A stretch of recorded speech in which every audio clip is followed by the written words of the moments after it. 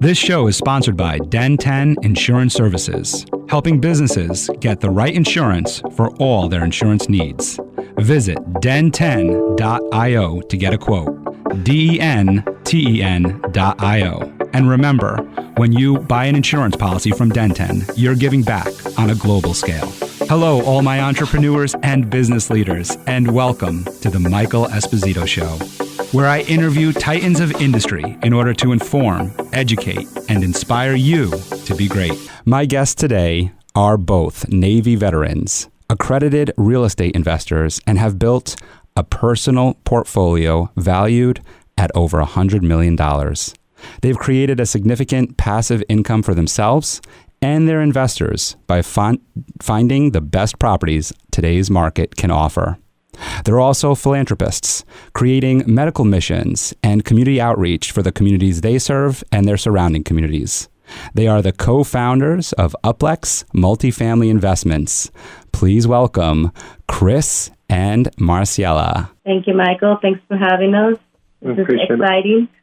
It's a pleasure to have you on the show. I know we're not in studio together, but it feels that way because, Chris, you're actually from the Hudson Valley area. Would you like to share a little bit about that? Sure. I'm originally from Coxsackie, New York, which most people don't necessarily know. So it was exciting to see that you were in the Poughkeepsie area. Grew up there, left when I was 20 years old. I joined the Navy and went back for vacations and see family and stuff like that. But I have not been back to the area long term. Well, the area misses you. The Hudson Valley is obviously growing significantly, but you've also grown from when you left and in what you've been doing today. I want to go to the Navy background, but before I do that, I'd like our audience to get to know Maricela as well, and where you're from, and how you guys came to find each other. Thank you. So I am originally from Mexico. I was born and raised there. I came to the States at age 23, and I landed in Austin. Most people ask me why in Austin. It's the alphabetical order. When I was given the choice, do you want to go to California, Austin, Colorado? Like, I have no idea. If I ask you, or maybe you're familiar with Africa, but I don't know, like just A, whatever starts with A. So I ended up in Austin. Thank God. I love it. But actually, how we met, we were both served in the Navy at one point in Italy, and we met there in Sicily in the operating room. Yeah, so both of you served in the Navy. I'm interested in what drew you to serving in the military and particularly choosing the Navy. For myself, I went in and I actually spoke with the Army recruiters and the Navy recruiters and the Navy guys. I told them I wanted to do medical, and they were willing to make that happen easier, I guess I'll say, than the Army guys were.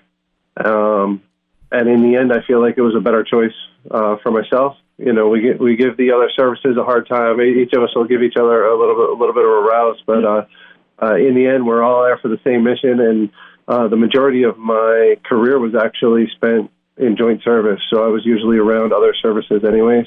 So it's all a big brother and sisterhood for sure. That's funny. My father's Army, so yeah, I know all the jokes, and it's funny because actually the jokes I knew growing up about the Navy and the Marines and everything. Whenever I meet somebody from the Navy or the Marines, they tell me those same jokes. It's just like insert name, insert. Always. It's reused, that's for sure. My family was a little hesitant of me joining a different nation's Navy or military altogether. None of my family are military background at all. In fact, I joined after I was already practicing. I had my doctorate degree, and I kind of bypassed a lot of the, I'll say, the enlisted training and we did boot camp, but it was a little different. So, I was given a hard time because I came with rank and I didn't even know anything about it. So it took me back training to do it by myself. So, anyway, that's how I joined the Navy. I joined actually after my mom passed away, and my mom was my cheerleader for everything. And when I that was a transition that I made, and I decided to give back to this beautiful. So both of you served from a medical capacity then? I know you said PhD, but you also do medical missions and serve in that way. So tell me a little bit more about your medical background. So Maricela is a certified registered nurse anesthetist, so she passes gas for everybody. She puts people to sleep in the operating room. Anesthetic gas. Anesthetic gas. So she was able to come in as that provider and come in with a higher rank because of her education. I came in enlisted. I was a Navy corpsman for about 11 and a half years, and then I went to nursing school and finished the rest of my career as a nurse in different fields. I worked in the emergency room, ICU, and I finished up in the operating room. Mm. What about those experiences do you feel have brought you to what you're doing today? I mean, we're going to talk about the real estate investing business, and I'm very interested in what you do because we see a lot of it online. It's all over social media on these different groups that are out there. And so I'm very interested in it, and I know our audience is definitely interested in it because there's an opportunity for entrepreneurs to take part in this and executives and all levels of where you are in business, and also a way that you can almost turn it into your own business. So I think that there's a lot to be learned from there, but I'm interested in these experiences as serving in the military, serving as an immigrant, which I know you speak about, and I mean it's your handle for your social media of the millionaire immigrant. I love it. I'm just interested on these experiences and how they've impacted what you do today and how you serve today. So for the length of time that we were both in, the core values get kind of instilled into you. The honor, the courage, the commitment, the integrity. And in business, I think that goes a long way. Your handshake, your word, those mean something, not to everyone, but to those that it matters, it means something. And having come up through the ranks over time like I did, I got to meet lots of people, got to see lots of different leadership styles, and I was able to develop my own leadership style and how I wanted to deal with people and how we want to help mentor folks throughout different aspects of life. It didn't have to be medical or military related necessarily.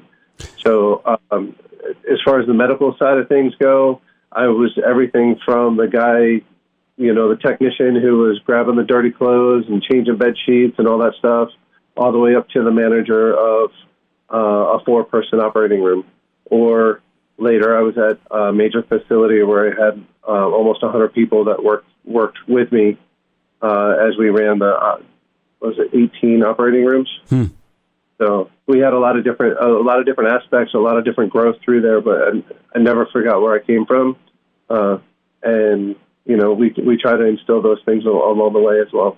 Well, go ahead. Go ahead. No, you go ahead, Maricela.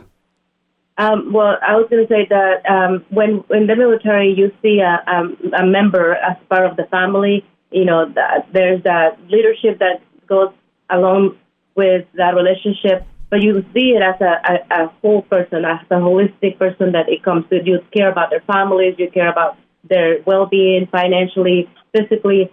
So when we approach that and we use the same mentality when we are coaching somebody, when we're not just coaching the business, we are looking to see how are you doing at home, how is the family doing, how are your finances looking, because it's all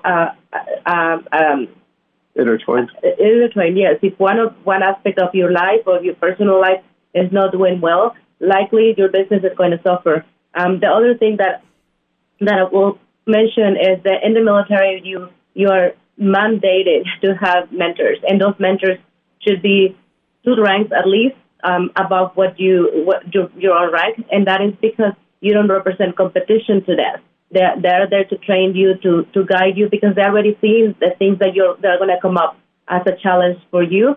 So that's exactly what we do, and we mentor some people, we coach some people. But I will say, if anybody in the audience are looking to find a mentor, make sure that mentor has the experience, has the credibility, and it's 2 ranks at least of what you want to do. So if you're looking for a business coach, make sure that they had actually created business, right? So that's the same culture that we bring to our businesses. And the other thing I will mention is establishing SOPs, standard operating procedures. That's like a religion for us.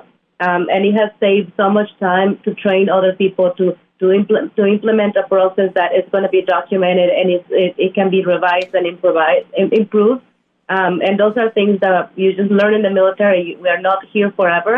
So as a team, you have to leave those clues and those processes in place so that the mission continues to be accomplished by somebody else. So when you said that, I just want to point out, we had a mentor that told us, if you're going to do a process more than once, write it down so that you can give that process off to someone else so that you can move on to the next thing that's going to be the next income generator, the next big thing for you. You know, if it's a process you have to repeat over and over, then it's probably a process that somebody else could do. Yeah. You know. Yes, you were going to add to that? I was going to say, run your life as a business. You know, how many times we spend time doing things that we could delegate. You know, and everything, and in our eyes, everything can be delegated, but delegated comes with the obligation to follow up and to be there to mentor that person that is doing it. Otherwise, that person might never get improved. A lot of people, a lot of business owners, they don't want to delegate because they think they're the best person to do that thing, right? And 2 is when they delegate, they are quick to blame. Well, that's not being done correctly. Well, if it's not being done correctly, it's probably because we failed to give the right guidance. So it's always accountability to yourself. I think that's a very good self-reflection. That what you just said there too is that if you're delegating and it's not done correctly or to your liking, it's probably because you didn't give the right direction. It's a really great self-reflection that's really important as leaders. I just want to, speaking of reflection, I want to reflect back on what you just said about mentorship, because so many people ask me and come on the show and ask, or reach out to us and ask how to find a mentor. That's a big question. I'm sure you guys get it as well. How can I find a mentor? How can somebody mentor me? And I think you just shared something that is really, really important, and I'd love for you to expand on it. But I just want to just reflect back on it on what the military does, which is really wise in that reaching out to somebody who's 2 ranks above you. And the way that I relate that in the business world is, I remember Tony Robbins talking about that, of like changing your circle. I know Grant Cardone talks a lot about that as well, as changing the circle that you're in. And that's essentially going 2 ranks above you. If I want to own a car wash, I don't hang out with the people that are washing the car. I hang out with the people that are behind the desk at the car wash. It's that kind of mentality of reaching out to them and speaking with them and listening and learning. So I really like that 2 ranks above. I think it works. Like I said, we know it works in the business world. Something I want to add to that is accountability with our mentors. In the military, there's a ton of accountability, and in the business world, there's a ton of accountability. And I actually have a personal experience that I'll share with you on accountability, in that I have somebody who's helping me with my business, and he asked me to do something very uncomfortable. And I actually I went more in depth on this on another podcast, but while we're on this topic, he asked me to do something that was very uncomfortable for me.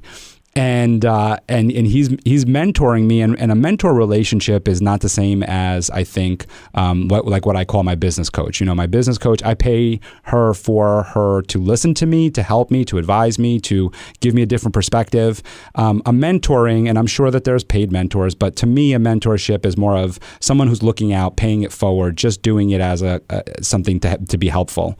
So anyway, so that's how he's doing it for me. He's not charging me or anything. He's just helping me with my business. But this is what he said to me in terms of mentorship and how it relates to mentorship is, he said, here's what I want you to do. It was super uncomfortable for me. And he said, and if you don't do it by this date at this time, then don't bother calling me until you do it. And right. And I see your reaction right now. And I'd love for you to expand on that is, I mean, that's the military, right? That's the same thing, is there's that accountability. Absolutely. So I'm going to do the first part, and I'll let you finish off. So in the military, over the last couple of years, there have been a lot of talk about SMART goals, and I know a lot of businesses have picked up on it as well. So you make sure that they're specific, measurable, attainable, realistic, and timely. So just like he said, I need you to do this by this date and time, and I'm sure that it was something that you could do. It was just a matter that you didn't want to do it. Right. And recently we heard a little add-on to that. I know that resonated very well with Maricela on it. And so not only do you follow the SMART goals, but you have to make them smarter. So it's by adding the E and the R at the end.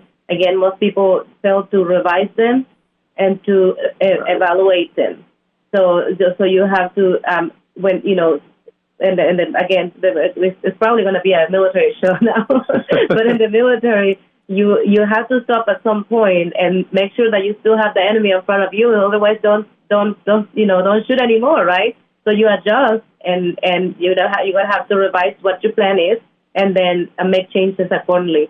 So we are actually there is a book out there that 12-week year, and it's a process that he shows how you can actually should be setting goals quarterly and revising them, because most people wait until the end of the year or the beginning of the year to do their goals, and you either forget them or you never get the opportunity to reevaluate what was working and what needs to be changed. So that when you do it more often than that, actually, Grant Cardone always advised you have to read your goals every night before you go to bed, and every morning first thing when you wake up. Otherwise, our attention span as human beings is like less than a fish, the little goldfish. It is. So again, Cardone always said, your people's disengagement or your employers disengage. I assure you, whoever's listening to this podcast, they're probably lost. They're doing something else. That's how short or attention span is. So we have to keep engaged. We have to make noise enough so that people can stay in tune with your message, right? So as mentors or as coaches, that is our responsibility to keep you and keep you in your plans. Keep checking on you. We have an weekly accountability call, and we keep saying, I'm going to do my taxes. Well, guess what? If you come to that call and you haven't done what you said you're going to do, somebody's going to call you out, right?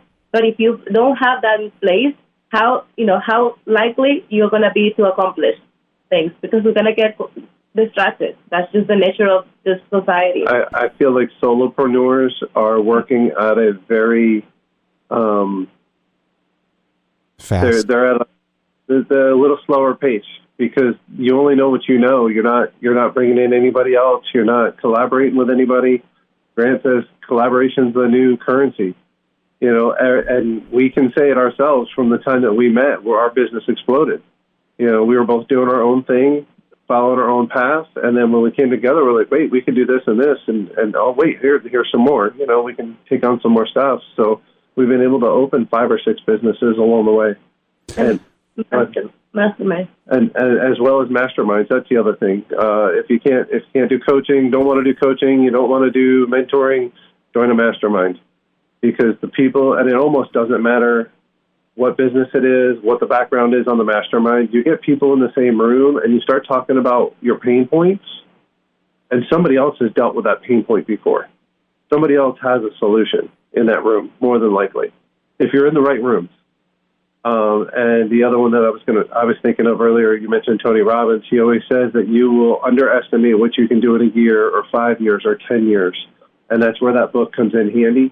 It's basically taking your 1-year goal and compress it down to a quarter. So you can get 4 significant goals done within that year, because you're resetting it as if the year is 12 weeks instead of 12 months. Right. Yeah. So it's called, so that book is called The 12-Week Year, correct? The 12-Week Year. I think that's a good book for everybody to consider. The power of collaboration is huge. we're actually witnessing that on YouTube and in all sorts of social media channels. So I think anybody who's watching or listening can appreciate that we're already seeing it. If YouTube collaborators are gaining views out of collaborating, just imagine if you do that in your business and in your personal life of meeting somebody who complements what you do or can take over what you're maybe not as strong at. I think, Gary Vee talks about that all the time, is like double down on your strengths and find somebody else to take over your weaknesses. I'm interested in the idea of a mastermind, and if you could, since I think you guys run some masterminds, if you could just break that down for us. I remember the concept was brought to us by Napoleon Hill and in other ones like Carnegie, and I'm very interested in what you guys do in your mastermind and what kind of value people can gain from it. Absolutely. So it's a group, we do for real estate, but it can be, like we said, for any business. Just the point of getting together, you are pretty much put it in the hot seat. So you get to voice what your pain points are, what problems are you having, and everybody in the room is able to give you the feedback and learn from that. And so we also participate in other people's masterminds. We've been with Cardone, there's like 45 people in there, and the people that are going to be dedicated and they want to scale, they want to propel their business, are going to be in that room. So by nature, you're self-selecting into a room that is already powerful in the mindset. So it's almost like no problem is a problem, because people get results. And the other thing is that doing it yourself, you're only thinking in one way. You're only having the mirror look at you in one direction. When you have other minds around you, other people that are successful or that wanted to be successful in their business and their life, are going to have that different angles, point of views that are going to give you that direction, and they're going to your blind spots are going to be diminished by having all these opinions about it. So we joined, the first mastermind that we joined was real estate related, but like I said, it ended up being even family problems that were voiced there. I'm struggling with my teenager, and then all of a sudden they have all this strategies that they could implement by other parents, and it's just like propelling. That it has saved us so many years. It has saved us so many mistakes. It has given us information that then we can share with other people. And as you know, in any business, that what you can help people with, it's what is going to put you in a better place. And it doesn't have to be that they have that pain, but maybe they do. And by the strategies and advices that we gain from those masterminds, sometimes we don't even know that we needed that product or that app or that whatever strategy in the business that we are listening to, and then we can implement it. Yeah, I was going to say, Tony talks about changing. If you can make one little course adjustment today, the impact that it has is exponential out further, right?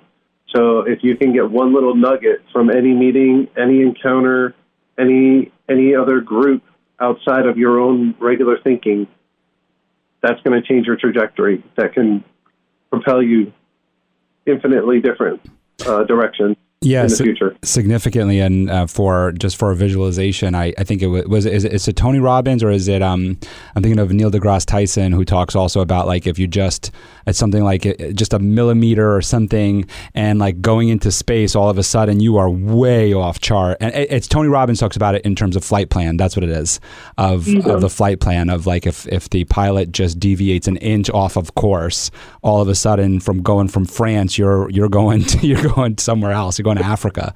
You're going completely different. And you're right with those golden nuggets. It's very interesting too. I have a couple questions, but just a little insight too. I'm not a part of any large masterminds like you guys are a part of, but I have a very good circle of people, and when I speak with them and I share with them, and I think Here, a little tip for our listeners too is like it's about also being honest and authentic when you go and you meet with somebody, with a mentor or in a mastermind, because when you bring, and being vulnerable, because when you bring that authentic self, then others will share their ideas and their creativity. And so that's what happened with me and actually this one mentor on the insurance side. I was sharing with him something that I have an idea of how I want to expand in terms of branching out or franchising or whatever.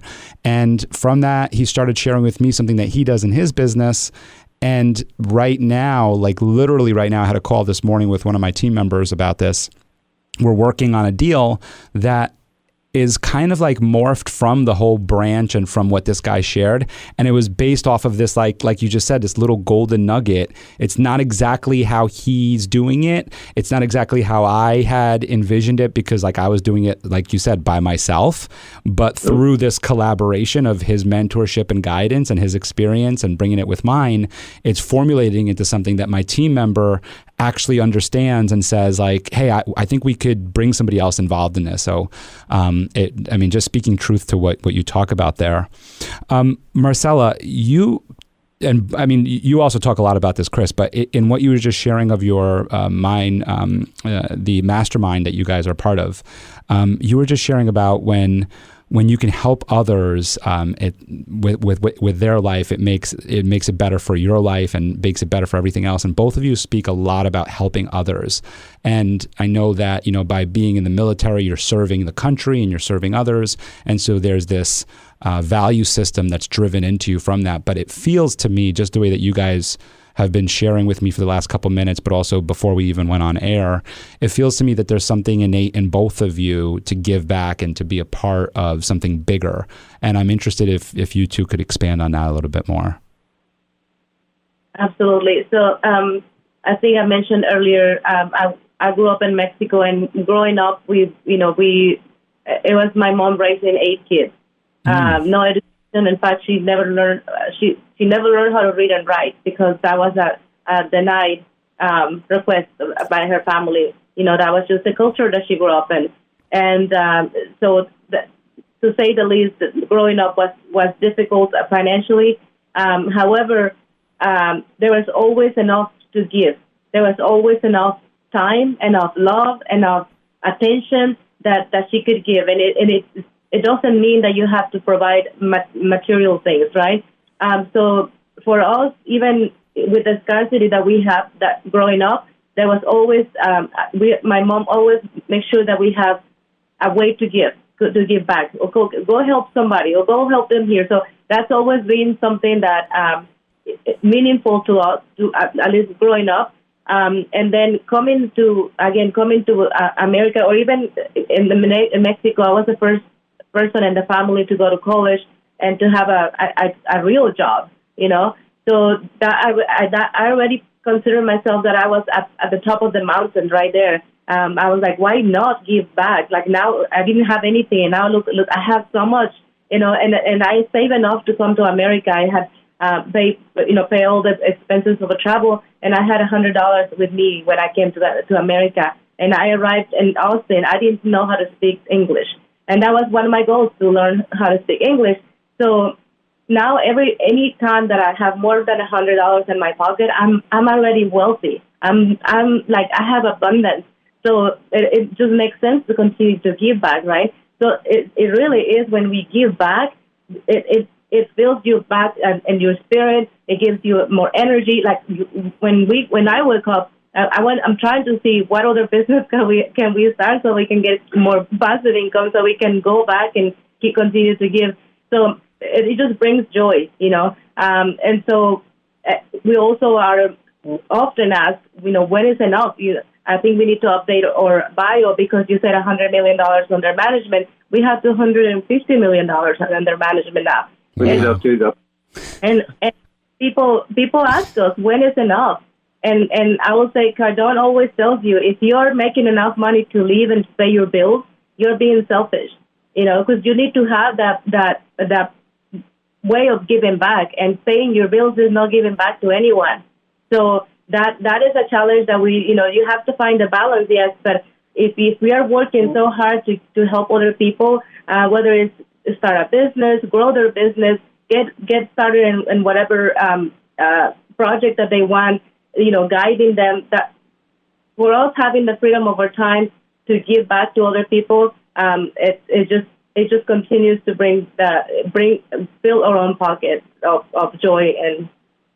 I think we even see our business as a way of giving back because we're helping people who are otherwise busy in their current jobs have an opportunity to invest passively and continue their investing journey so they can find that passive income to help get them out of the office space or out of the daily grind, maybe even just kick back one day a week instead of having to grind every day. So even that's a give back, even though it's our business. Yeah, we can do that through our businesses. For me, I started Den10, my insurance company, with the idea to give back, and we continue to do that. We give back over 1% of our commissions to non-for-profits. So certainly, I know that the three of us are going to link up after this and talk some more about that.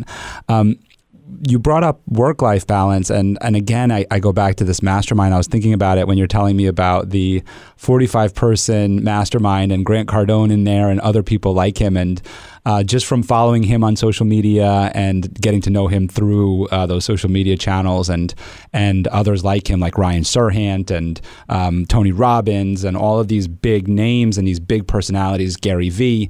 I'm always curious on that work-life balance because these guys, and there's women like that too. I mean, Sarah Blakely and so many others who are just tremendous female entrepreneurs. So I don't want to leave them out of the mix either. But I do apologize for not naming them in this. But my question lies in this work-life balance of they're these big personalities. They're super ambitious. They're tenacious in what they do, and they're leading huge teams of people. They're inspiring people like yourselves, like me, like so many others. And I just wonder, how do you fit into all of that and then be able to also have a family and have time to spend with your family and loved ones? So part of that, I'll say the balance for like our own time versus work time, we do what we call blend. And so go to some of these business trips, we will usually tack on a day or two on the front or on the back end. So we have some of our own time, as well as it also allows us some extra time to catch up on the work side of things. We may not do as well when, like right now, we're here with family in Indianapolis, actually, visiting family. And they're at work today at this time, so this is a perfect time to have this interview. But this is how we blend our family time. We try to do the work when those folks are busy, and shortly after they get back, hopefully we're done with what we're doing. We have that freedom of location and time that we can be fairly flexible with our schedule. And to think of what else I could say in there. I would say time blocking, and I joke around this because, for instance, one day he told me, like, I feel like you're kind of lying to people because I don't see you time blocking. For me, I've done it for so long that I can set a task to be done. I can work, I divide already my day. Like I work this many hours. I take off this many hours for this, or even 45 minutes. So I will say, if your listeners, if they're having a hard time visiting all the aspects of family, self, businesses. Many people have different businesses, right? Their teams.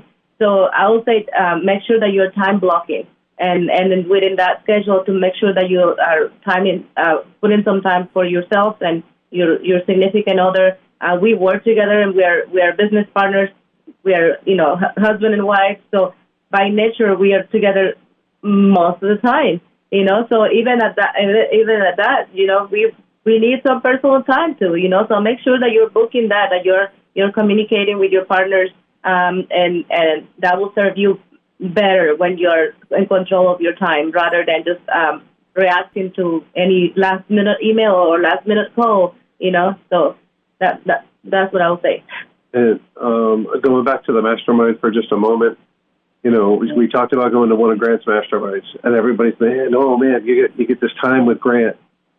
Well, no, you get this time with 60 or 45 or 60 other people that are in this room, And one of the things that we had where we were at in our business, we were just about to take off, and we were trying to figure out hiring people, or what's the next step for us, And Grant has this, 200, 500 person entity organization that's multifaceted.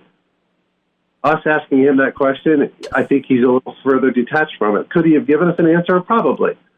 But the person that we went to is somebody who was a couple steps ahead of us in the same field to get that information. And that person was in the room with us. And that's where those masterminds come in handy. It's great to be attached to a big name. It brings in bigger and more bought-in people, business people. But the people in the room are really what you're there for. You're able to share and collaborate that knowledge. I feel like we keep going back to this word collaboration, but it really is a huge deal. And it's a moneymaker for everybody.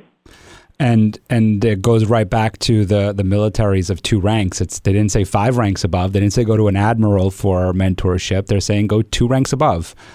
So I think that speaks very highly to that too. I think you're 100% right. Somebody who's running a multi-million-dollar, well, you guys are a multi-million, but multi-billion. Let's go there, right? Let's go 2 ranks above you guys, right?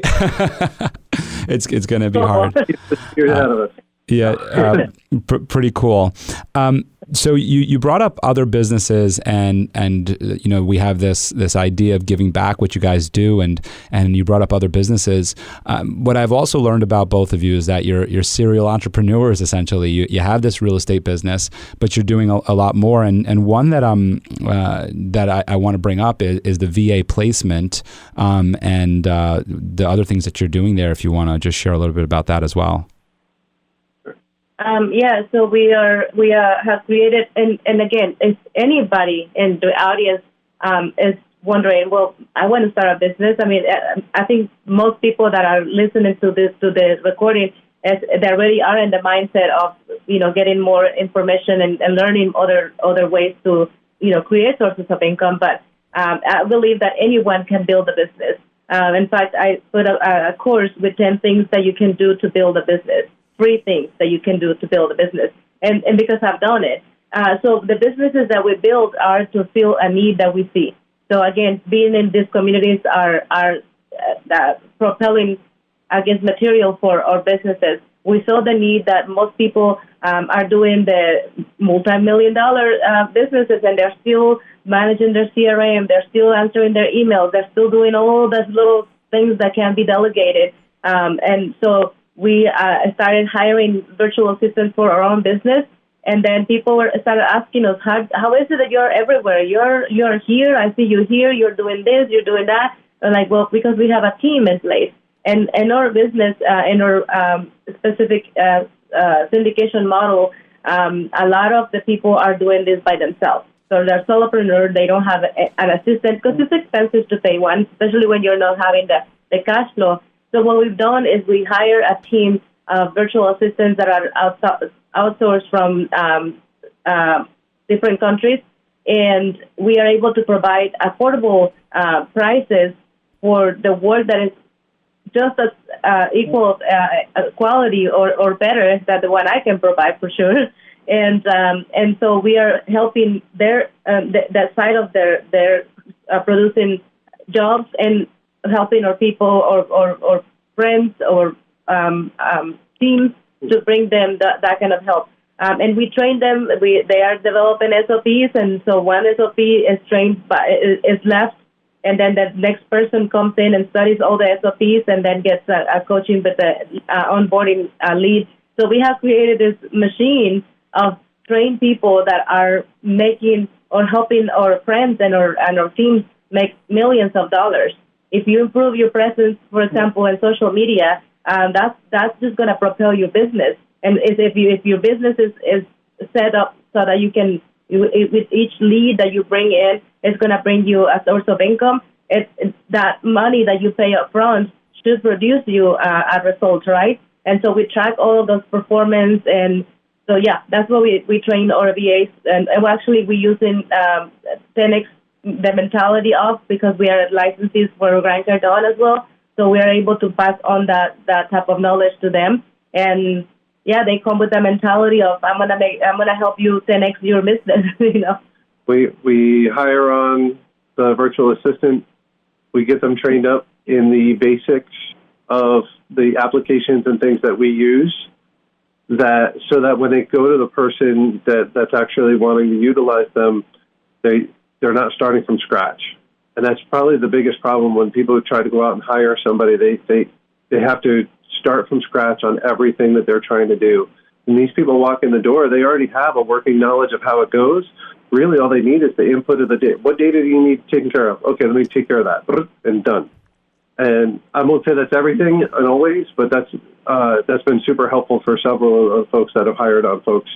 And she talked about real estate syndications and stuff like that, but we also helped some restaurateurs with the use of a VA for some of those menial tasks that just have to be done. You have a new menu out there. You want to get your recipes digitalized or whatever it is.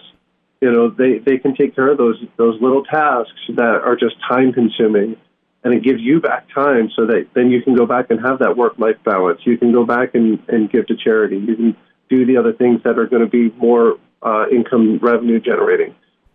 Yeah. And that's where we see the value of that. Yeah, I see the value in it too. I did use a VA for a while, and it was very helpful in actually helping me start my business as my VA, Cecile Pepper. So I'd give a shout out to her. Was very helpful and instrumental in helping the business get going of Michael Esposito Inc. for the podcast, and even for Den10 for what I do there. And then I continue to. I wouldn't consider my relationship with Haynes Marketing and Media as a VA, although most of our work together is done virtually because we're doing it through Zoom. But I mean, it's to your point, Maricela, what you just said of like, how are you everywhere? All the social posts and everything are done by Katie. She does them for me. So it does give a very good professional appearance when you have somebody who knows what they're doing and is trained well in what they're doing. And I want to go back to that word collaboration. What I got from working with Cecile when I was working with her, and then what I get from working with Katie is this collaboration of they feel like they're a part of my business. And they care about my business. And so when I meet with them and I say, hey, I want to do a post about something, they want to understand why, because they don't want me to tell them what to post. They're not robots. They want to, I'm hiring them to create it in their own words or to do the job in their own way. And so they want to understand the why behind the task. And they take it from there. And you seem like you want to expand on that. So go ahead. We were actually, you say that bit about bringing them in as family almost. And when we brought on our virtual assistants, we also brought on an office manager for it. And we told them, look, we really want to be invested here. We want to help you with your goals. And so we went back to them and we set personal, financial, educational goals and stuff like that with them that we revisit every quarter to make sure that they're making progress. And that was another way to pull them in to feel collaborative in it. A couple of them were on tears because they share that they never sit down and draw goals. Nobody ever told them that was the thing. Like they have never in their lives, and they're young kids. We call them kids. We have grandkids, so but they are. But imagine not having ever sit down to review your finances either. So we do a lot of financial education. We do a lot of entrepreneur, propelling your business. So they are learning. So when they come and do the review of their goals, they're like, and I want to create a passive income. They're already using that terminology. So we told them when we hire them, we want to know their family. We want to eventually go and visit them in person. We're actually thinking because we've been involved with the organization to help overseas. And we want to go and do a convention for VAs because they are there. We are in the country, right? We probably never gonna afford to bring them to the States. But if we're in their country, why not do a meeting with all of them? And that's what they're invested in our business. They want our business to grow. They have a Monday chat that is like, how was this, explain, or use emojis to explain how was your weekend. And then they just like, hey, Flex family, like it just feels so good. Like when I first came up with the brand or the name for that business, I never thought of having this many people that embrace that terminology and that way of living. So it's pretty amazing. I think we ended up in we move a little degree. Yeah, no, but these degrees are great because, it's about where does the conversation take us? And, I was going to ask you about the coaching business, but I'm actually more interested now in the name Upplex and how you derived to find this name. So if you could share that with us. Yeah, and so when I first started investing, I had a duplex and I was rented at one side. And I was like, growing up, we have to move so many times. Like I think every year we moved to close to a different school. So I never had that stability to just be in one house altogether. And so having a family living next door and then there was a school right next to the duplex. So I was like, I want a kid to have that house and to live in that house and go to school and, to have that stability. That was my big thing. So even when I created that duplex, duplex, the name, it came to, flex is like multiple, right? Because again, coming from Mexico, we don't have duplexes there. So I was like, okay, I kind of embraced that duplex. I love talking about the duplex, and it just kind of got catchy. So like, I want to bring people up with whatever this ends up going. So bringing people up to the Upplex, and that's how it derived. But it grew into elevating others. So elevating others to a complexity of businesses, and that's exactly what we do. We keep adding branches of business that at the end it's all serving to elevate our investors, elevate our residents, elevating the communities that we serve, and it just all falls into place.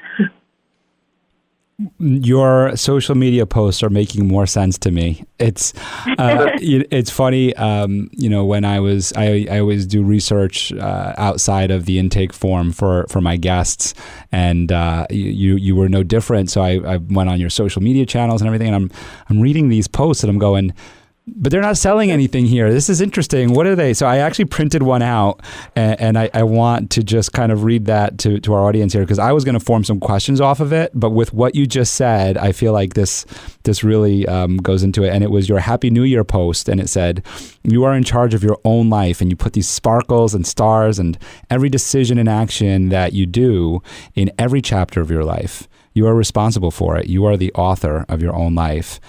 Live your life to the fullest, as long as you are not stepping on or hurting someone.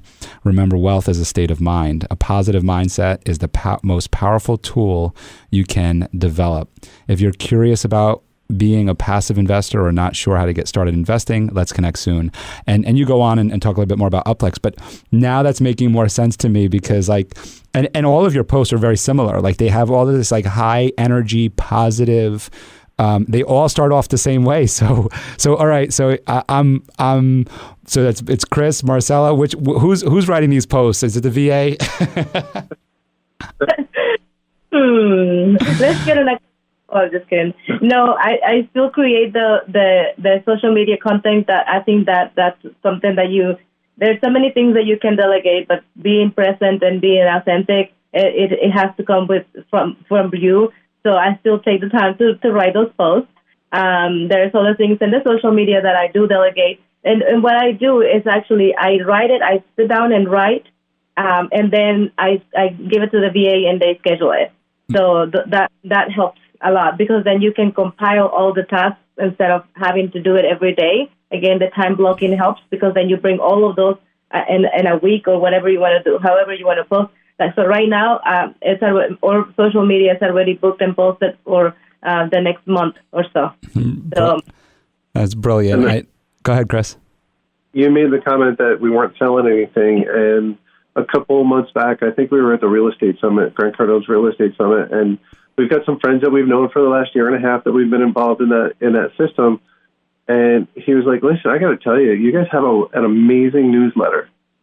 Your newsletter it's educational, it's informational. We tell about what we've done, who we've seen, where we've been, and here's why, and here's something we try to educate in there. And then he goes, and there's nothing for sale. He goes, everybody in their newsletter always has something to sell. And if you're just being yourself, putting your stuff out there, people will naturally gravitate to you. You know, if they don't feel like you're out there just taking, it makes it much easier to have that conversation and get that connection, I think. It's funny. That's a mindset that I'm interested in expanding on with you. In that, when we first came on the Zoom, very often I have to be very clear on what the show is about. And that it's not about selling any products or services. While many podcasts, that's why people are on it, and I understand that. There's nothing wrong with it. I mean, it's content to be able for people to learn more about people's products and services, and that's done here too. And typically, I have to really dig into that just so that people can understand and kind of break their old mindset of what this media is used for and this platform is used for. And when we jumped on together, it was like about 5 minutes, 10 minutes in, I'm just adjusting my camera, listening to the two of you, and I'm going, yeah, I don't need to tell you much else. Like, let's just get started because your mindset's already there.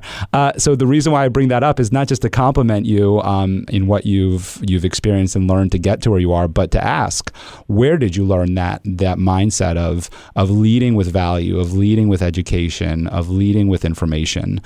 Because it's with what society throws at us, it's not something that's the norm. And so it's totally understandable that anybody leads with the other side of it. And I believe that it's learned to lead the way that you guys do. So I'm interested in where you learned that mindset. You know, you went back to family for a minute on the other one. I'm going to go back to my family on this one. My mom was a single mother since I was about 3. I have one brother. And she was a public health nurse, so she traveled all around the county to people's homes and gave them care, post-hospital care, wound care, whatever. And she just had this connection to anybody and everybody in the community. And I'll say that that's probably where I picked this up, is that connection, it followed to me, it followed to my brother. You know, you almost couldn't get away with doing something in the town as a kid because word would get back to mom somehow, some way. But even growing up, I joined as an EMT to the local rescue squad as a teenager. My brother did it. He's been in the fire department probably 30 years and doing the volunteer stuff. It's not non-paid. And no, give it back. It's just always been part of our lives, part of my life, anyways. Yeah. I would say, you know, there's always the opportunity to sell something, that is for sure. However, if you're out there promoting, I'd rather hear somebody else to say, hey, go to them because they want to coach you, or they've been following them, you know, like, and we get that all the time. And now we're like, I guess of the marketing that we're in proximity with Cardone, that he's always saying, you know, you have to be direct, you have to be, but we have so many products, like we can't just sit here and like, oh, let's sell this, you know. But I think the nature of when you open that conversation with like, hey, and I have this for sale, like immediately everybody's mind is going to be like, okay, now the level of trust just went down, you know, like, okay, here it is. They're probably going to turn off the listening the podcast, you know, because you failed to give your message before. We are mentored by Pete Vargas, and if you don't know about Pete Vargas, look him up because he has an amazing framework that helps you connect with your audience and brand yourself in a way that people are gonna gravitate towards you because you give. And he always said, if you're in a speaking engagement, you have to give content. You know, there's speakers that they go on and on and on, and then they're supposed to give you something, and then you felt like nothing happens. The needle doesn't move because you're like, did I miss the ball? Like, did I supposed to gain some value of this? So we always try to add value to, especially the generosity of you putting this platform together and opening your audience to our message. We want to make sure that we're not here to sell anybody anything. I would say so. That's why we like people are gonna come to you if they see the value of that maybe you can bring to them. I do want to elaborate a little bit back on the mastermind, and the reason why is because most people is intimidated. It's intimidated when they say, "Okay, what do you mean I have to talk about my business, about my family, about my everything?" So when you're doing a coach, one-on-one coach, that's gonna you need to open it up, right? But when you're in a mastermind, you can simply sit there and listen and learn from others. Like obviously, it's best if you are in the hot seat and are get the opportunity to share your pain points. But if for most people when they first start into this mindset of I'm gonna join a group of coaching, it's less intimidating because you can just sit there and listen and observe and get all the knowledge. But eventually you do want to be in the hot seat because that's where you get the most value. But that's a way to kind of be in the room. And Cardone tells you, if you're not able to be on the table, serve the water.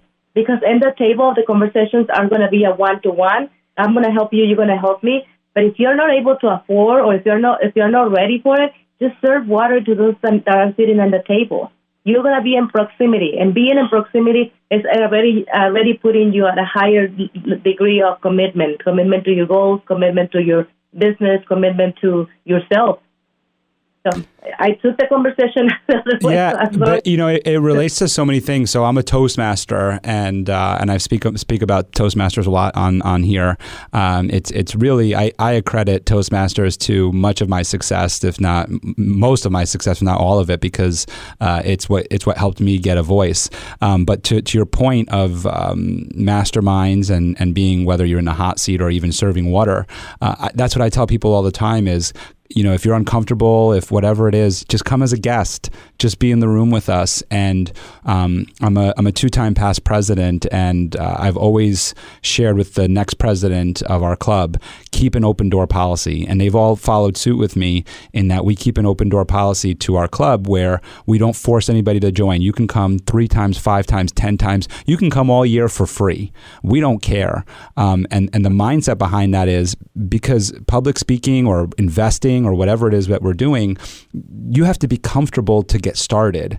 And I can't force you to join. But if you're sitting in the room, and I love this analogy, if you're just sitting in the room and you're just serving water, eventually you're going to work up the courage and want to take part. And you're there for a reason. And the only way you're going to learn, and this is the next step that I impart on people and that you're imparting on people, is then take on a small role. Ask a small question, take on something little, and I'm going to relate it to Toastmasters because that's where I could really speak to this, is in Toastmasters, we have an agenda. We have the Toastmaster, who's the MC, which is the biggest role. We have 2 speaker roles, which are the second biggest roles. Then we have evaluators, but then we have smaller roles, which are like the humorist who just tells a joke, or the timer who just follows the time, or the grammarian who just follows your ums and ahs. And those are smaller roles that are very impactful in public speaking. But you don't have to do too much. And if you just take that role, and this is what I tell them, is take that role as if it's the speech that you're giving to a 10,000 person audience. Don't just take it and just do your 1 minute evaluation or your 1 minute timer report. Take that timer report and treat it like it's a speech, because when you do that with that small role, then you'll be more comfortable to then take on a speech and more and more. And so back to your masterminds, that's the whole thing with serving water. Go serve a little bit of water, then fill the pitcher, then start taking notes, then start asking a question, raising your hand, then ask a question about a friend, ask a question about yourself, and eventually, next thing you know, you'll be sharing knowledge and sharing information. So I love that you brought up that hot seat. I do want to get into your business, though, because I am very interested, and I know our our audience is very interested in your business. I've been fortunate to meet, I have to give Summer a big shout out over at 10X, 10X platform where you guys come from, are introduced to me by Summer. every time I meet somebody from the 10X Stages platform, you're always about giving back. You're always about helping others. Every guest that I've had on the air has always given value, and we've touched on a lot of that. But the other thing that that's a common trait with all of you that have come on, is you're all very successful in your businesses, and you're all earning a really great income. And I'm interested in that just as much as I'm sure our audience is interested in that. So I want to hear more about this business, this real estate investing business, what it really is about, dismissing some of the notions that people might have about it. I know that you talked a little bit about it in terms of like what the word syndication means and how people get intimidated by the word. So just unraveling it a little bit for us, if you could. Yes, of course.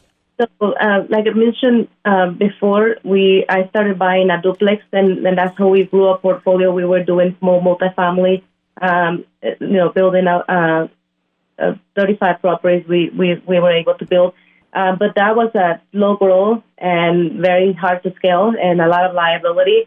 So when we learned about the syndication model, it was attractive to us because it's at least you're doing the active part of the investment. You can invest passively, so it's hands off. You don't have to take on the liability of owning a property or managing a property, and we like that as well.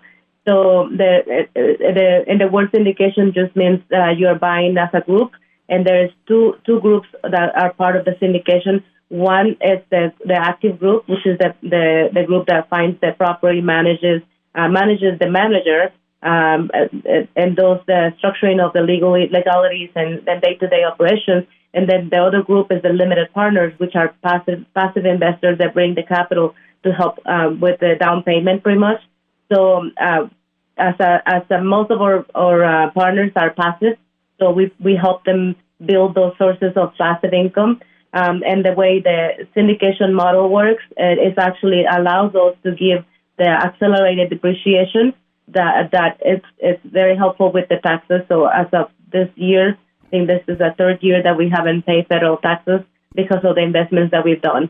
And so that's what we want to share with our passive investors. And we do the active part of the syndication. So we are building the relations and finding the deals, structuring the deals with our team.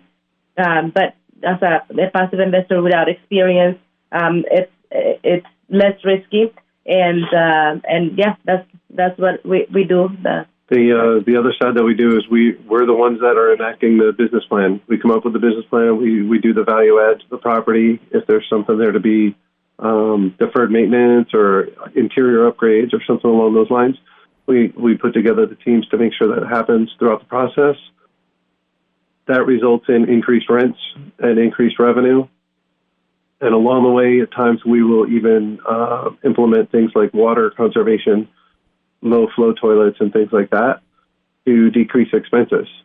As most business owners will know, if you decrease the expenses, you increase the revenue, you're able to gain a better NOI and net operating income, which leads to a higher cash flow, so that we're able to give returns back to the investors. And eventually sell this at a much higher price than what we paid, which also gives a higher return back to investors. The easiest way to explain money and how much money I get back, I think that if we answer those questions, we're in good terms. So most of the investment opportunities we have is a minimum of $50,000 investment. And the goal, the projections are between 1.8 to 2 times equity multiplier, which means you nearly double your money or double your money in a period of time of 3 to 5 years holding of the property. And these properties are commercial real estate. There are complexes of apartments. Most of them are over 100 units and a complex. That's our niche, and we do have properties that are new. They're called A class, more up, not a lot of upscale, and not a lot of deferred maintenance.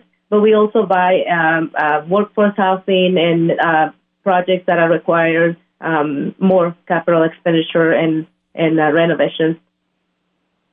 So in order for someone to get started, they actually have to have some capital, and there's an entry point that they play into. But then you guys come up with the business plan. You come up with everything from finding the properties to they're just buying into this investment is essentially kind of what it is. Correct. Yes, that's correct. Cool. I wish I had $50K to give you right now. Well, we also help other people. We in this year we helped 11 other people that were not had any experience with multifamily to buy the first deal, and that's part of what we coach on. We show them, and some people can start without capital. So the three things that you need to get started is knowledge, capital, and time.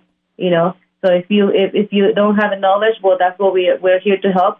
If you have the time, that's one of the most valuable assets. So as long as you're willing to put in the time and to learn, there's always a possibility. And another thing that I would like to say, if you have a network of people that could have the money, maybe you don't have it, but a group of doctors, a group of entrepreneurs, a group of somebody that does have. And then you can establish the credibility by joining a group that has that success and that can validate and add credibility to you. You could be the linking factor to bringing that capital to work. So we have helped people to raise capital in that degree, and then we teach them the business so they can also take care of their investors. So there's people that they don't even know what potential they're sitting by having those connections. So never close the door to a possibility. One of the things that come to mind for me right now is the word passive income, which is used so often, and we talk about social media so often on social media, and there's so many different things that are out there. I won't use any words that kind of disparage what they do in their business, whatever it is, but that are probably not as ethical as your business. So I'm interested in how you're able to kind of widen the gap between the businesses that are advertising or promoting themselves as, I'll do air quotes, as passive income versus a business like yours that offers or provides passive income. The way we close the gap and establish the credibility is by showing what we have been able to do. Like I mentioned before, my primary job is working at the hospital doing anesthesia, and I haven't practiced for over a year now, and there is that cash flow because we have that passive income. And so we are passively invested in 9 syndications, and we are running 8 others. So yes, there is a component of passive income coming in one way, and ideally we want to put everything into being passive, right? So by showing our investors or potential investors, that's what we've been able to do. I think that closes the gap pretty good. Yeah, and actually, what I want to do is actually widen the gap between you and the ones who are the ones that we are maybe assuming, and I'm going to use that just because I want to just be respectful to anybody out there, but assuming that their business is unethical. But what I'm hearing about yours, that someone that is looking for an investment opportunity, or hears the word passive income in an investment opportunity, is that it doesn't happen overnight. Is what I'm hearing from you, is that you still worked your 9 to 5. You still worked a job that as a nurse, as both of you as being nurses, that earns a good capital. It's not, it's not it's not a minimum wage type of job. You actually earn a pretty decent salary and take a portion of that and you invested it in different places. And so the word passive income, we're going to now go into multiple streams of income, which is what it sounds like we're getting into here, because you mentioned not just one syndication, but 8 syndications. So Chris, I see you're ready to just jump on that. So go ahead and expand on that for us, please. Yep. Yeah. So you have a lot there. The passive side of this, you're right. It takes 6 to 9 months, maybe 9 to 12 months, depending on the business plan and the type of the market, before you start to see any of that income coming back at you. The annual income that comes back is, we'll say, anywhere from 3 to 7 to 10% annually, but it grows. So it might start out at 2 or 3 the first year, and then as the business does better, like I said, we do the renovations, we increase the rents, we decrease the expenses.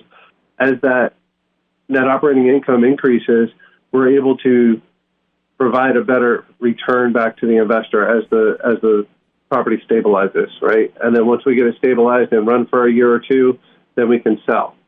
And but the cool part to it, Maricela mentioned it earlier, was depreciation. And there's what's called bonus depreciation right now that we can do using a cost segregation. It's able to write off that income from your passive income. It's able to write that off for whatever that dollar amount is that the bonus depreciation is able to give you, or the depreciation itself is able to give you. For those that are invested into other properties and stuff, they know that. And a lot of entrepreneurs, they understand the concept. I buy this asset, and I can write it off this year, or I can write it off over 3 or 5 years, that type of thing. That's what you get to do with the real estate that we purchase. And so we share that with the passive investors so that they're making income without increasing tax burden. And if they continue to invest, they'll continue to be able to write off that tax burden. Sometimes when we double people's money, it doesn't cover everything. Maybe it only covers 50% of what we made you. And so you're paying tax on maybe 50% of instead of the whole double. I think we're trying to clarify that passive income is not going to start tomorrow, right? Because you decide to invest today. And I think that is a very realistic point to make, because we actually do talk to our investors that part of it is education. Like you invest and something, and you buy real estate and wait. Don't wait to buy real estate in real estate. So that's one, and setting up the expectations appropriately when we explain those investment opportunities to our investors. You have to be clear that one investment of one syndication is not going to make you wealthy. That's just not going to happen.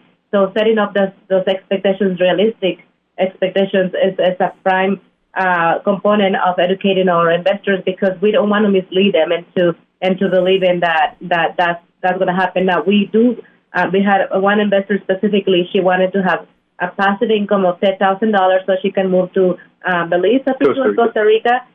She had this plan already in her mind, so we gave her the breakdown what she needed to do in the next year and a half, and then 3 years, and then by year 5, she will be tax writing $10,000 if she did what we told her to do. So there is that. We can create a specific plan, and then present that to you. Now, whether you want to carry on the plan, it's up to you, right? But that's what we do. This one-on-one, more like consultation to say, okay, what are your goals? And then this is the plan that we can create for you so that you can achieve it. But you're right, it's not going to happen overnight. Now, some people, we have an investor right now that is putting $2.5 million in one syndication. So it's likelihood that he can probably achieve that goal rather quickly, right? So it all depends on that specific scenario, that specific person, or business, how they can achieve those goals. Yeah. Go ahead. I say the other thing that we do is we sit down and we ask people, what is it that you're interested in? What's your risk tolerance? Things like that. And that might be where you're wondering the ethical side of things somewhat. Maybe the projections that people are showing is a little higher. It might be a more risky environment. And there's things like land development and building from ground up, that the wait period before you see a payout of any sort is much longer. But it can be much more lucrative down the road because you're starting with land or virtually nothing on the property, and you're developing this asset that ends up being worth significantly more than what it costs to build. And so there's that potential for a higher return, but it comes with that risk of you have to wait 3 to 5 years, and who knows what the market's going to be like in 3 to 5 years, if that piece is going to still be there or what, if it's still going to be that significant. Whereas with a business, like we're buying something already established, we know that there's going to continue to be renters for this property. We know that we're going to be able to increase the revenue. We're going to be able to do interior upgrades and such that are going to help this property to do better and perform better. And then we'll just, when we come back around on the other side of it after the stabilization, we're able to sell it at a higher value.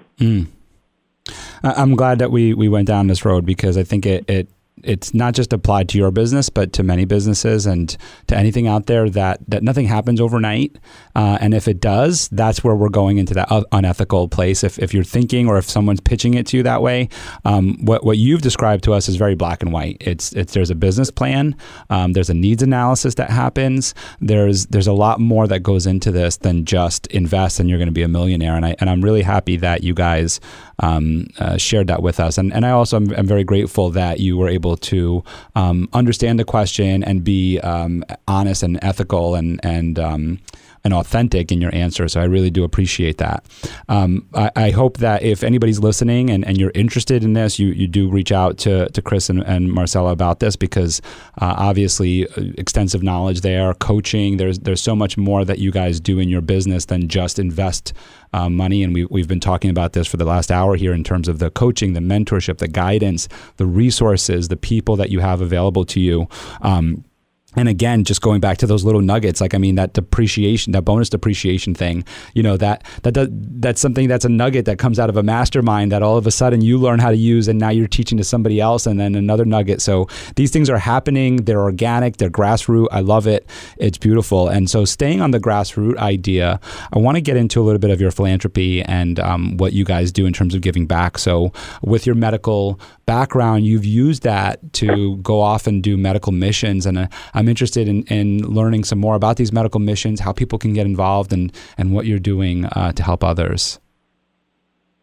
Yeah, so I've been doing medical missions since, I'm trying to think now, 2010? No, this was, anyway, medical missions to different parts of the country. While I was in the Navy, I was able to coordinate a medical. I was actually a medical mission for a joint group of military members. I think we brought like 650 military members to Hawaii, and then deployed six clinics. So that gave me also the knowledge and the structure on bringing that kind of organizations to different countries. So being from Mexico, that's one of the passions that I have, to give back and serving the community. However, we also expand that to community outreaches to better those communities. And we've been able to do recently a wheelchair distribution. We do toy distribution for kids, meals prepping or helping organizations that are already in place. So all of that is, and actually I'm writing a book where all of the profits are actually dedicated to help. This is for China girls, about getting them into a safe place to live and getting them education. So that's those are some of the things that we do. I don't know. We've got a pretty good network of folks that are medical professionals as well, that don't necessarily need extra equipment with them to be able to provide assistance, whether it's physical therapy, occupational therapy. We've had some other specialists, as well as skilled carpentry and electricians, things like this, that could come into the area and help underdeveloped places that maybe something's been a little run down. Maybe there's some neglect in the buildings or something, and we want to be able to utilize our passive income to pay for those people to come in and take care of the problems that the town people are facing. It doesn't just have to be one or two families. We really like to help the whole population with something that's more sustainable than just walking in and saying, yeah, here's your equipment, we'll see you later. We want to make sure that we're getting those repairs done for the people who truly need it, to impact their lives long term. I'm watching a series right now on Netflix. The Zac Efron is traveling to different countries and doing different things, and he was just in. He wasn't just in. It's just in terms of my mind, because I just watched the episode. But he was in Puerto Rico, and he was visiting the town that was pretty much devastated by the hurricane that had gone through there in what was it, 2020, I think, or somewhere around there, and there was so many things so many people displaced, as you said, and devastated. But the ones that there was one community where a hotel was actually built, Casa de Sol, House of the Sun, where this guy, his idea was to build a sustainable hotel, and having its own water supply and its own solar panels and its own electric supply. And this was 5 years prior to the hurricane. So he was one of the only places where people were able to come to and get electricity and get water, take showers, get coffee, and actually he helped support that community, and it was featured in this episode. So the sustainability in these different countries is so important to be able to pass that on. One thing, I don't know if you have any knowledge on this. I had somebody on my podcast just recently who was talking about a doctor who is helping doctors in Haiti through virtual because of what's happening in Haiti right now. People aren't able to go there, or if they are, they're risking kidnapping or other things that we won't get into right now. But so what the doctors are doing is they're actually training the doctors in Haiti via Zoom and via camera over their shoulders. I don't know, you seem like you might be aware of that. I know some of it. Even in the military, they do some of the virtual consultations, and even, I'll say, remote surgeries. Yes, that's exactly what we were talking about, was remote surgeries, yeah. Nice. Yeah, that's been around for a little while in that area of the military. That they've been able to develop and help grow that some. It's actually amazing. People who don't necessarily believe in the military, but they don't realize how much in industrial and growth comes from the military and the things that they learned, especially during wartime situations and things like that, where they have to find a better way. And they find that way, and then eventually it makes its way out to the marketplace, and people are like, oh, hey, this great thing. The GPS. And, yeah, GPS is one of them that came out from military use. Yeah. Had it for decades before. Come into the civilian world, like the Hummer. I think we benefit more from the GPS. I appreciate that one. Yeah, no, I'm very grateful for the work that you both do and for sharing that. I think it's funny because doing great work in other countries and non-for-profit work is wonderful, but it starts at home, and you guys truly exemplify that by starting just right with your team members, with your VA team, with the people internally and the coaching that you do. It starts at home. So like when I'm thinking about our listeners right now, if you're feeling overwhelmed or feeling as though like, hey, I don't have enough to give back to other countries or to go on medical missions, or I don't have the time, we all get that. But you can just give back to somebody that's just right on your team, just giving them your time and attention. And you said that, Maricela, time and attention, right? That's what your mom gave you, right? So much of that goes back to there. As I conclude the show, I always like to ask for your mantra and what you live by. And so I'm interested in both of you, Chris or Maricela, whichever one to lead on this one, is what is your mantra? What do you live by? What inspires you to get up every day and do what you do? We're a team for sure. And, she talked about the business and that we exist to elevate others. We really enjoy being able to give back to people. And, we do multiple meetups and other engagements where we're able to have one-to-many, kind of like this, conversations and interaction. And, I feel like that's really what drives us, is being able to elevate others. And for me, it's to take action. Action has to be that action should follow your intention. And it's senior to the intention, because you have to be doing something. Yes, having the intention to reach this or achieve this and that is not going to happen if you don't take action. And I will say that people that are here listening to this, there's so many things that hopefully that you can get inspired to look up and to start taking action. Like I said, being at the position that we are now, financially, physically, and spiritually together, it doesn't come with like, you don't wake up to this. You have to take action. You have to be intentional, but you have to do it. Like, there's nobody else that's going to come and do it for you. Nobody else. So you're just going to have to do it. It's either that or you're just going to start disseminating slowly. So, and an action has to be purposeful. So taking action and being purposeful. And purposefulness comes from setting up your goals. What's important to you, like you say, what keeps you awake? Like, I wake up and I'm thinking, how can I help more people? How can I make a bigger impact? I'm, being, again, medical and military, it was a continuous reminder that we are not here forever. I've seen so many people that dies on the table or dies and on the way to the emergency room. Like, death is going to happen to all of us, right? So our way of living, our own legacy is going to end when you die, right? Unless you impact enough people that they're going to remember you. So my goal was to help 50 people become millionaires. That was my small little goal. But after meeting Mr. Cardone, I definitely 10x in that. He wants to impact the entire world population.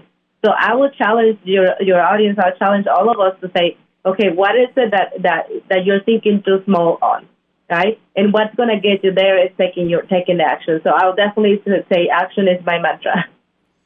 I love that. What is it that you're thinking too small on? I like that. That's a good one.